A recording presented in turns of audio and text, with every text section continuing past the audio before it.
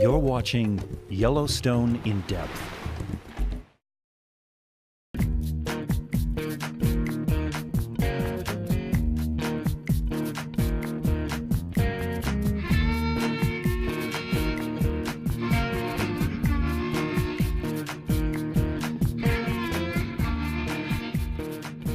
Kids today rule their world. And it's a new world, unlike anything that's come before. A world where science has replaced many mysteries.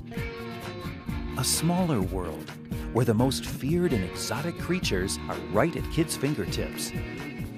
A visual world where they can see what others could only read about before. And a savvy world where they can see it right in front of them with a mouse click. Is it any wonder then that the world outside is ruled by youngsters as well?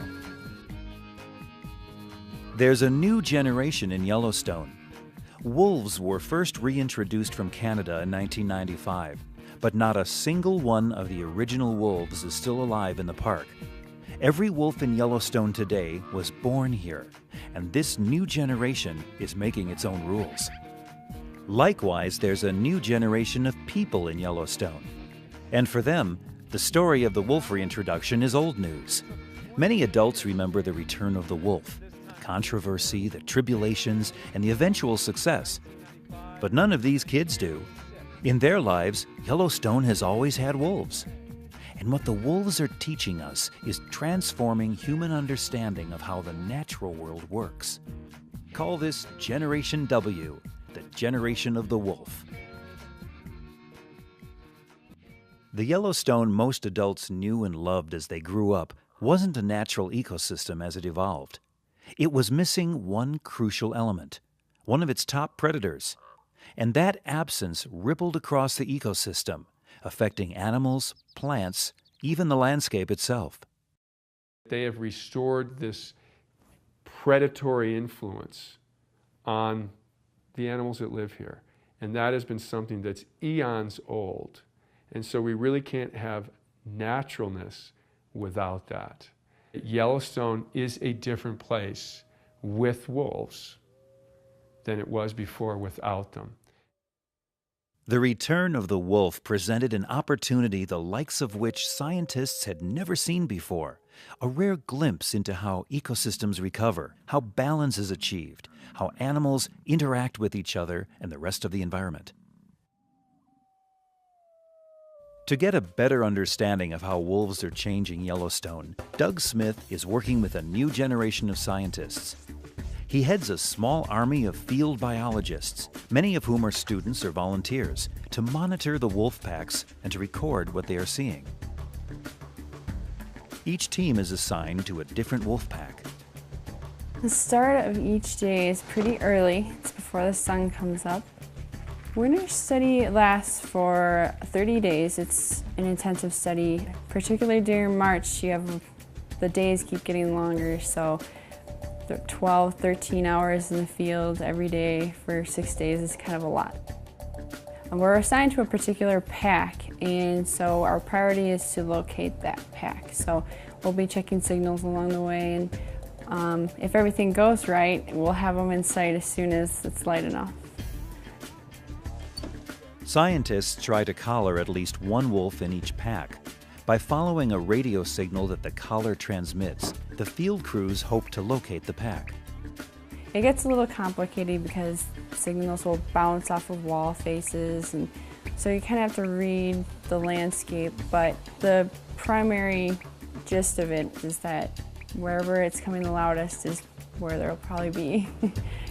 While the crews work from the ground, they have help from the air.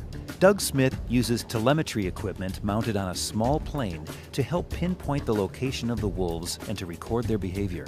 By using the plane, the team saves valuable time and locates wolves that are far enough away from park roads to be out of reach of the ground crews.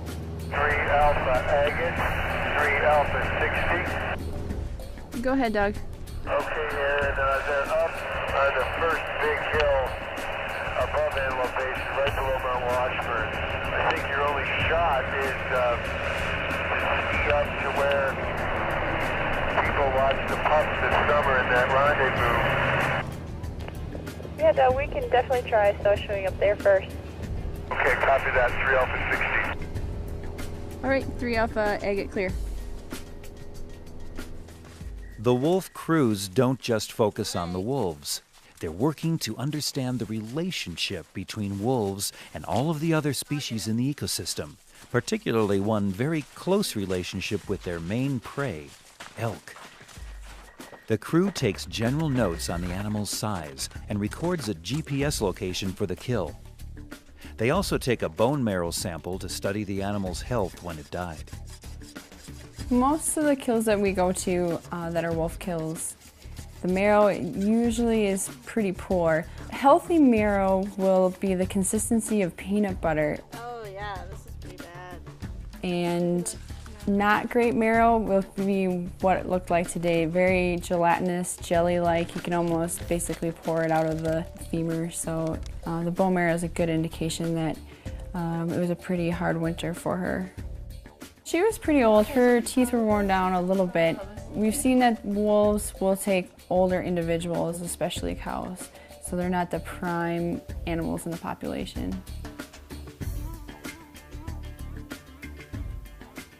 Biologists had definitely expected the wolves to make elk a main part of their diet, and they predicted that wolves would target weaker members of the elk herd, such as older elk and calves. In this way, they are reshaping Yellowstone's elk population in ways that are playing out right before our eyes.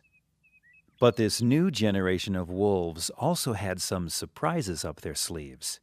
Now that they've recolonized us completely, there are some very new things that have never been seen before that we're learning about wolves. And one of them is, in the past, the amount of competition between wolf packs.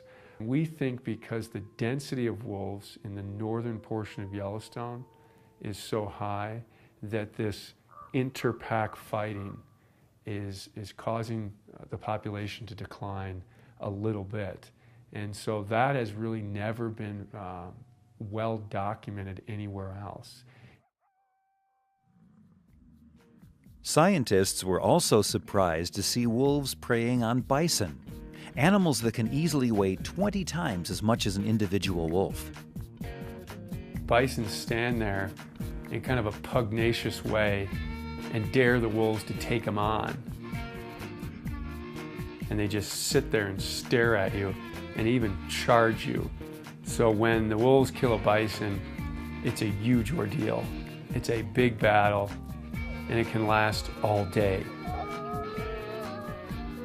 Grizzly bears are interesting because there's just not very many places, at least at this latitude, where wolves and grizzly bears interact. Yellowstone's one of the few places. And like the bison, bears are bigger than wolves, but they're not as quick. So that pretty much defines the interaction between bears and wolves. And so they have this game of chess. The wolves are much better at getting meat. And the bears, who eat mostly vegetation, want to take the meat from the wolves. So they tend just to walk in and push the wolves around. But the wolves, they kind of hover around the bears, acting like a mosquito, pulling back quickly because they know the bears aren't as quick as they do, to just try and harass the bears out of a bite of food. I've seen this many times, and it's a fascinating dance to watch. What we've seen with bears and bison is just the beginning in a long list of new things we've learned about wolves. Each year, biologists are getting a closer look at how Generation W, the generation of the wolf, is reshaping our world. What is that in the lake? In Yellowstone, we can learn a lot from our youngsters. Perhaps because they don't know what it was like before. They're looking to the future, not the past. Exactly what that future will look like is anyone's guess. But you can bet that this generation of wolves, like our youth, will make it unlike anything we've seen before.